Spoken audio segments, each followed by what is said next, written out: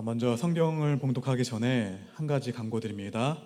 돌아오는 토요일이죠. 11월 30일 토요일 오후 2시에 성탄 트리 설치 작업이 있습니다. 남심도 회원분들의 협조 부탁드리고요.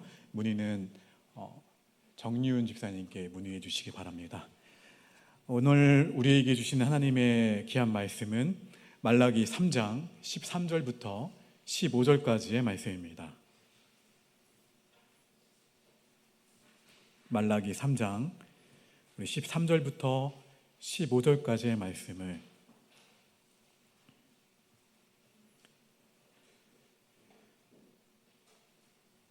함께 읽어볼까요? 함께 있습니다. 시작. 여호와가 이르노라 너희가 완악한 말로 나를 대적하고도 이르기를 우리가 무슨 말로 주를 대적하였나이까 하는도다. 이는 너희가 말하기를 하나님을 섬기는 것이 헛되니 만군의 여호와 앞에서 그 명령을 지키며 슬프게 행하는 것이 무엇이 유익하리요. 지금 우리는 교만한 자가 복되다 하며 악을 행하는 자가 번성하며 하나님을 시험하는 자가 화를 면한다 하노라 함이라. 아멘. 이 시간 이 여신도에 나오셔서 하나님께 찬양으로 영광 돌리겠습니다.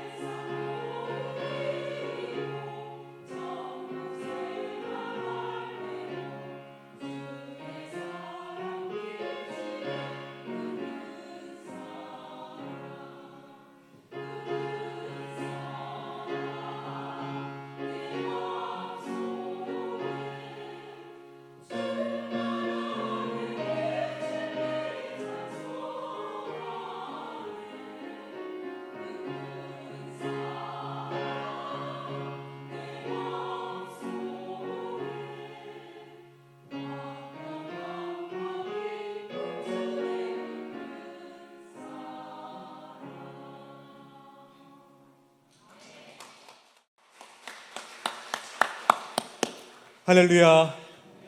하나님의 평강과 하나님의 위로가 저와 여러분 모두에게 있기를 주의 이름으로 축원합니다. 이정영 형사님 나오시니까 지우가 뒤에서 TV도 보고 앞에도 보면서 춤을 추네요. 계속. 그래요. 여러분, 이스라엘 백성의 이야기를 들으신 하나님은 그 이야기 가운데 하나님을 대적하는 것이 있다고 말씀하셨습니다. 이에 이스라엘 백성들은 뭐라고 반문하나요? 우리가 무슨 말로 주를 대적하였나이까? 말라기서에서는 사실 계속 읽다 보면 이러한 모습이 계속 나옵니다. 하나님은 이스라엘 백성들이 하는 이야기를 들으셨어요. 여러분, 무슨 말입니까? 우리가 일상 가운데에서 나누는 대화들 있죠. 그냥 소소한 대화도 좋고 모든 대화들 가운데 무엇이 들어있냐면 우리의 신앙이 들어있습니다. 주일 교회에서는 우리의 신앙을 확인하기가 쉬울까요? 어려울까요? 어려워요, 사실. 교회에서는 모두가 다, 웬만한 분들은 다 신앙이 다 좋아 보여요. 그렇죠? 근데 본당을 이제 나가는 순간 우리의 신앙을 가장 정확하게 볼 수가 있습니다. 확인할 수가 있죠. 가정, 일터, 아니면 식당, 그렇죠? 종업원을 대하는 태도라든지 아니면 직장과 학교에서 드러나는 민낯을 통해서 신앙의 상태를 알 수가 있다는 거예요. 우리의 일상 가운데 하나님은 어디 계십니까? 우리의 신앙은 어디에 있습니까? 일상에서 튀어나온 우리의 말을 통해 우리의 신앙을 확인해 볼 수가 있다는 거예요. 하나님은 귀가 어두우실까요? 밝으실까요? 당연한 걸 묻고 있습니까? 밝으세요. 듣지 못하시는 것이 없으십니다. 사람들은 비밀을 이야기하면서도 뭐라고 얘기합니까? 아무에게도 말하지 말라고, 둘만 알자고 신신당부합니다. 그런데 다 웃으시네요. 둘만 아는 비밀이 있습니까? 없습니까? 누가 듣고 계시기 때문에 이거를 오늘은 유념하셔야 돼요. 하나님이 듣고 계십니다. 아무리 내가 작은 소리로 이야기한다 할지라도 하나님은 모든 것을 다 듣고 계신다는 거예요. 말라기 3장 16절 말씀 같이 읽어봅니다. 시작. 그때 여호와를 경외한 자들이 피차에 말하매 여호와께서 그것을 분명히 들으시고 여호와를 경외하는 자와 그 이름을 존중히 여기는 자를 위하여 여호와 앞에 있는 기념책에 기록하셨느니라. 하나님 분명히 들으세요. 그리고 여호와를 경외하는 자들의 말을 또 들으시고 또 책에 다 기록을 하세요. 그들의 대화의 주제는 무엇입니까? 하나님이죠. 그들은 하나님을 경외하는 것에 대해 말하고 있습니다. 하나님은 분명히 듣고 계신다는 거예요. 우리의 일상의 대화는 정말 중요합니다. 그래서요. 우리는 주일에 예배 드릴 때만이 아니라 일상 가운데에서 우리의 신앙을 점검해 볼 수가 있어야 되는 거예요. 하나님 계신 이 장소로서의 이 교회에서만 하나님을 만날 수 있다고 여기는 사람들이 있어요. 그래서일까요? 교회에서 예배를 드리고 난 후에는 하나님과 상관없이 이렇게 이야기하진 않지만 자기 마음대로 해도 된다고 생각하면서 마음대로 말하고 마음대로 행동하는 경우가 참 많다는 거예요. 구약 성경을 보면 하나님은 성전 안에 갇혀 계신 분이 아니에요. 사람들은 그렇게 생각하고 그렇게 행동했습니다. 하나님은 일정한 곳에만 계시는 분이 아니에요. 모든 공간에 오늘 말씀의 제목처럼 계시는 분이 하나님이세요. 하나님은 무소부재하십니다. 하나님이 계시지 않는 곳은 없습니다. 이것은 하나님의 중요한 속성이에요. 내가 운전할 때도 하나님은 계세요. 듣고 계세요. 내가 서재에 있을 때도 하나님은 듣고 계세요. 내가 일터에 있을 때도 하나님 보고 계시며 듣고 계십니다. 학교에 있을 때에도 집에서 멀리 떠나 장을 보러 갈 때에도 걸어갈 때에도 심지어 화장실에 있을 때에도 둘만 아는 비밀이라고 이야기할 때에도 모든 순간, 모든 시간, 모든 상황 가운데에서 하나님은 함께 하시며 듣고 계십니다. 하나님은 늘 함께 하세요. 시편 139편 7절의 이하의 말씀 같이 고백해 봅니다. 시작. 내가 주의 영을 떠나 어디로 가며 주의 앞에서 어디로 피하리이까? 내가 하늘에 올라갈지라도 거기 계시며 스올에 내 자리를 펼지라도 거기 계시니이다. 내가 새벽 날개를 치며 바다 끝에 가서 거주할지라도 거기서도 주의 손이 나를 인도하시며 주의 오른손이 나를 붙드시리이다. 할렐루야. 언제 어디서나 장소와 상황과 상관없이 나와 늘 함께 하신 하나님. 다르게 또 말하면 하나님의 시선을 피할 곳이 있다 없다? 없다. 우리는 매일 그래서 삶의 자리에서 내 신앙의 현주소를 확인해야 한다는 거예요. 하나님은 광야 떨기나무에서 모세를 어떻게 합니까? 부르시고 이렇게 말씀하셨어요. 출애굽기 3장 5절의 말씀입니다. 하나님이 이르시되 이리로 가까이 오지 말라. 내가 선 곳은 거룩한 땅이니 내 발에서 신을 벗으라. 신약 시대에는 거룩한 곳이 따로 구분되어 있지 않아요. 누가 교회예요? 옆 사람에게 권면합시다. 당신이 교회입니다. 누가 교회예요? 내가 교회예요. 옆 사람이 교회고 우리 모두가 교회예요. 그러므로 삶의 모든 자리에서 하나님의 임재를 경험해야 돼요. 내가. 여러분, 내가 교회입니다. 같이 고백합시다. 내가 교회입니다. 내가 하나님의 임재를 경험해야 하는 교회라는 거예요. 그런 나는 무엇을 통해서 신앙이 드러나게 된다는 거예요? 말을 통해서 신앙이 드러나게 된다는 거예요. 나도 모르게 무심코 내뱉은 말 가운데 신앙이 있을 때도 있지만 불신앙이 있을 때가 있나요, 없나요? 있어요. 근데 하나님은 일상 가운데에서 내 소리를, 내가 말하는 것에 귀를 기울이고 계세요. 신앙생활하는 우리에게 이 말은 되게 중요합니다. 말로 신앙의 성공과 이 말로 신앙의 실패가 결정이 되는 거예요. 예수님은 바리새인들을 향해 이렇게 말씀하셨죠. 마태복음 12장 34절 말씀 함께 있습니다. 시작. 독사의 자식들아, 너희는 악하니 어떻게 선한 말을 할 수 있느냐? 이는 마음에 가득한 것을 입으로 말함이라. 자신이 하는 말의 수준을 능가할 수는 없습니다. 말이 곧 뭐예요? 삶이에요. 말이 그 사람의 품격, 말이 그 사람의 실력, 말이 그 사람의 신앙을 나타냅니다. 그러므로 언어의 변화가 곧 신앙의 변화라고 할 수가 있어요. 로마서 3장 10절 이하의 말씀 읽어봅니다. 시작. 의인은 없나니 하나도 없으며 깨닫는 자도 없고 하나님을 찾는 자도 없고 다 치우쳐 함께 무익하게 되고 선을 행하는 자는 없나니 하나도 없도다. 자, 13절 말씀도요. 시작. 그들의 목구멍은 열린 무덤이요 그 혀로는 속임을 일삼으며 그 입술에는 독사의 독이 있고 그 입에는 저주와 악독이 가득하고 그 발은 피 흘리는데 빠른지라. 인간의 악은 이처럼 입과 혀와 목구멍과 입술을 통해서 악이 드러나게 되어 있다는 거예요. 말을 통해서 하나님과의 관계를 확인해 볼 수 있다는 이야기이기도 하죠. 그래서 하나님과의 관계가 깨어지면 이 언어도 뒤틀려 버립니다. 우리가 이 언어를 바꾸려면 뭐가 먼저 우선돼야 돼요? 내가 말을 잘해야지 라든지 내가 말을 좀 조심해야지 라든지 아니면 내가 감사의 말을 해야지. 물론 중요하죠. 하지만 우리의 의지는, 결심은 오염되어 있기 때문에 작심삼일이에요. 가장 중요한 것은 하나님과의 관계가 회복이 되어야만 우리 언어가 바뀔 수 있다는 거예요. 우리가 언어가 바뀌면 삶도 바뀌게 되는 거예요. 성경에 보면 말의 영향력에 대해서 참 많이 나옵니다. 잠언 18장 21절 말씀, 좀 무서운 말씀이에요. 같이 읽어봅니다. 시작. 죽고 사는 것이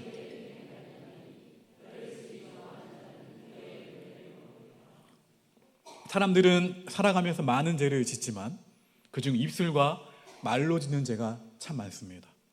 사실 그리스도인들이 몸으로 행동하는 죄는 그리 많지는 않아요.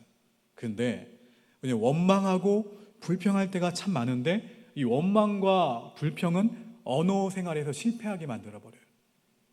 말라기 시대의 사람들도 원망과 불평이 그냥 조금 있었던 정도가 아니라 쌓여 있었습니다. 사실 포로 생활에서 이해할 수 있는 부분이 이거예요. 귀환한 이후에 이스라엘 백성들의 형편이 참 좋지가 않았어요. 살기가 빡빡했죠. 70년간의 포로 생활을 마치고 돌아왔으니 삶이 얼마나 어땠을까요? 그렇죠? 굉장히 힘들었을 거예요. 모든 땅이 회파되었습니다. 그 황폐한 땅을 복구하는데도 오랜 시간이 걸렸어요. 성전을 재건했지만 이전에 비해 초라했습니다. 이처럼 이스라엘 백성들의 삶은 모든 면에서 신앙도, 그리고 바라보는 모든 것도, 가정도, 땅도 다 그냥 원망이 생길 수밖에 없었어요. 그렇죠? 열악했다는 거예요. 열악한 상황. 그러다 보니까 백성들의 마음 가운데 원망과 불평이 쌓이기 시작했어요. 광야를 떠돌아다니던 이스라엘 백성들의 역사는 원망과 불평의 역사라고 해도 과언이 아니에요. 그들은 어떻게 합니까? 광야 1세대가 그러다가 원망하고 불평하다가 광야에서 다 죽었어요. 여러분, 출애굽기 16장 2절과 3절 말씀 뭐라고 원망했는지 한번 볼까요? 시작.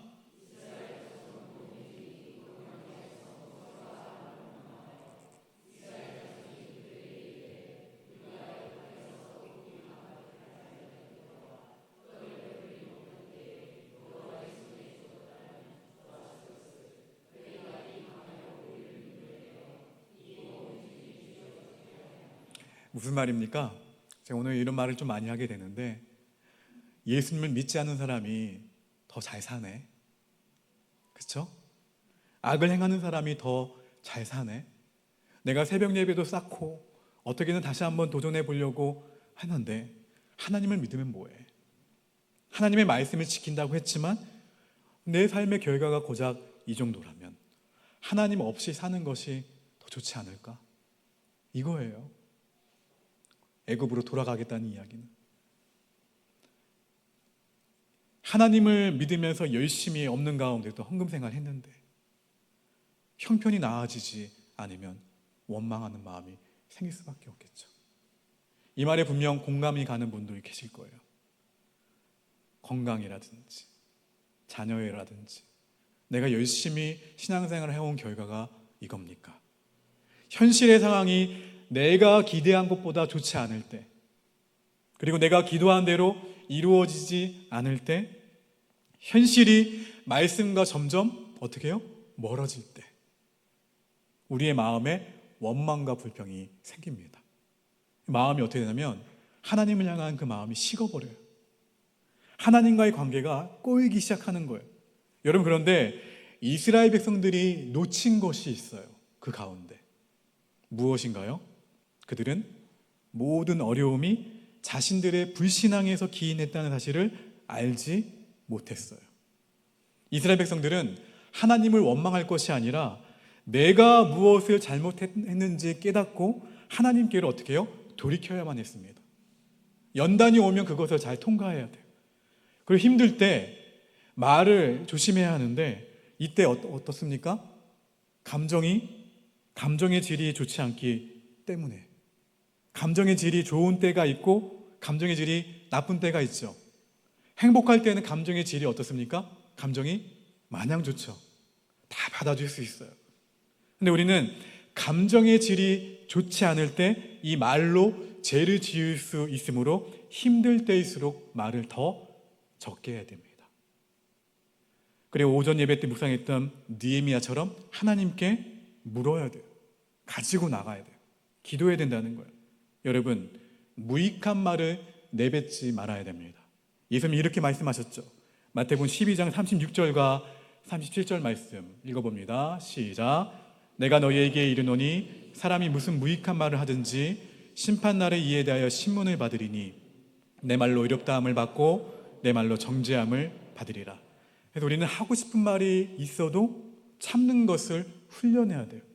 입 밖으로 내뱉은 말은 엎질러진 물과 같아서 다시 주워 담을 수가 없습니다.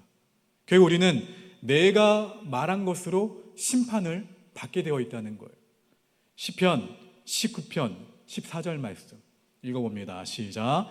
나의 반석이시요 나의 구속자이신 여호와여, 내 입의 말과 마음의 묵상이 주님 앞에 연락되기를 원하나이다. 할렐루야. 저는 이 다윗의 이 고백이 저와 여러분의 고백이 되기를 주의 이름으로 축원합니다. 다윗은 우리가 말하는 것뿐만 아니라 마음에 품은 것까지 다 하나님께 연락되기를 원하고 기도했어요. 이스라엘 백성은 가나안을 가는 길에 광야를 반드시 통과해야만 했습니다. 근데 그들은 하나님을 원망하고 하나님께 불평함으로써 광야에 있어야 되는 광야를 통과하지 못했어요. 이스라엘이 광야를 통과하지 못하면 하나님의 백성으로 빚어질 수가 없었는데, 여러분, 내 삶에 주어진 것에 감사해야 합니다. 감사. 주어진 현실의 삶이 비록 힘들다 할지라도, 내 감정의 질이 지금 혹 어떤 사건 때문에 힘들다 하더라도 하나님이 우리에게 현실의 상황을 허락하신 데에는 깊은 뜻이 있음을 믿으셔야 된다는 거예요. 그리고 하나님을 원망하거나 하나님께 불평하기보다는 하나님께 감사해야 합니다. 하나님은 곧장 우리를 가나안으로 데려가지 않으세요. 반드시 광야를 통과하게 하십니다. 연단의 과정을 거치게 하십니다. 연단되는 동안에 무엇을 하십니까? 하나님은 우리의 교만을 깨뜨리시고 오직 누구만 의지하게 하세요? 하나님만 의지하게 하세요. 여러분, 기억하십시오. 원망과 불평은 하나님과의 관계를 악화시키지만 감사는 하나님과의 관계를 회복시킵니다. 그러므로 원망하고 불평하는 마음을 극복하고 감사하는 마음을 가지셔야 돼요. 고백합시다. 나의 모든 호흡이 감사가 되길 원합니다. 할렐루야. 우리는 이것을 끊임없이 훈련하셔야 돼요. 여러분, 옆 사람에게 권면합시다. 감사하면 승리합니다. 할렐루야. 감사하면 천국을 경험할 수가 있어요. 근데 마귀는요, 지금 일어난 상황에 우리를 몰두하게 만들어요. 너의 감정이 어떤지, 너의 상황이 어떤지, 지금 일어난 사건의 너의 느낌은 어떤지, 지금 일어난 상황에 우리를 몰두하게 만들어요. 근데 우리는 상황을 넘어서 하나님의 구원하심을 바라볼 줄 알아야 된다는 거예요. 지금 비록 힘들다 하더라도 하나님이 그 과정을 통해서 하나님의 백성을 아름답게 빚으셔서 구원을 이뤄내신다는 거예요. 어떤 분이세요? 합력하여 선을 이루시는 분이세요. 할렐루야. 여러분이 잘 알고 있는 요셉, 꿈의 사람 요셉. 요셉의 삶에는 수많은 어려움과 수많은 고통이 있었죠. 요셉의 상황만 놓고 보면, 성경은 형통했다고 표현을 계속하지만 상황만 놓고 보면 원망하고 불평할 수밖에 없는 사건과 상황들이었어요. 하나님은 요셉이 불평하였더라, 요셉이 하나님을 원망하였더라, 요셉이 하나님께 따졌더라 기록되어 있나요? 아니요. 이것을 보셔야 된다는 거예요. 요셉이 총리 대신이 된 것만 보지 마시고 어떻게 해요? 요셉이 모든 상황 가운데에서 하나님을 주목했던 그 삶의 태도를 보셔야 된다는 거예요. 그래서 하나님은 요셉을 형통하게 하셨습니다. 그리고 야곱의 가문을 애굽으로 불러내셨어요. 이스라엘 백성을 고센 땅에서 일으키셔서 열국을 구원하는 통로로 사용하셨다는 거예요. 요셉이 그래서 이렇게 고백을 하게 되죠. 창세기 50장 20절 말씀입니다. 같이 읽어봅니다. 시작.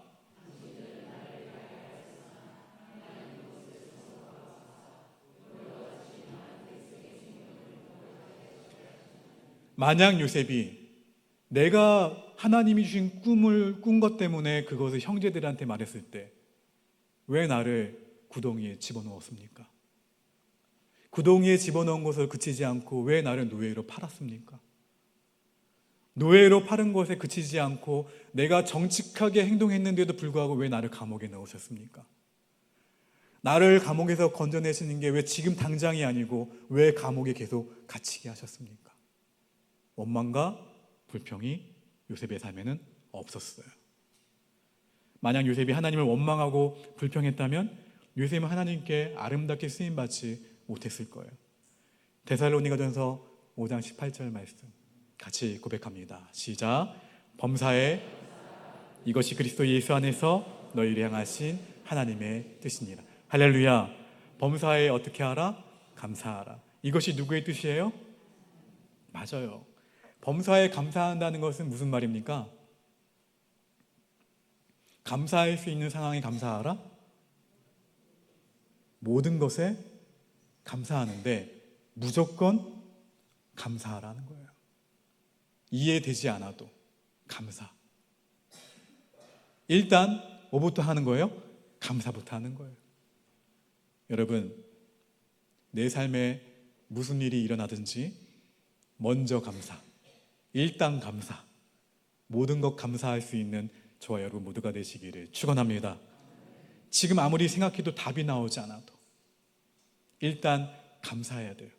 로마서 8장 28절 말씀 함께 고백합니다. 시작. 우리가 알거니와 하나님을 사랑하는 자 곧 그의 뜻대로 부르심을 입은 자들에게는 모든 것이 합력하여 선을 이루느니라. 할렐루야. 하나님은 누구의 하나님이세요? 나의 하나님인데요. 그렇죠? 우리의 하나님이에요. 어떠한 사건도, 어떠한 문제도, 어떠한 염려도, 어떠한 조건도, 어떠한 기분도 선으로 바꾸시는 그 하나님을 신뢰하며 내 입술의 모든 말과 내 마음의 모든 묵상이 하나님께 연락되기를 주의 이름으로 간절히 축원합니다. 나의 모든 호흡이 감사가 되기를 바라며 함께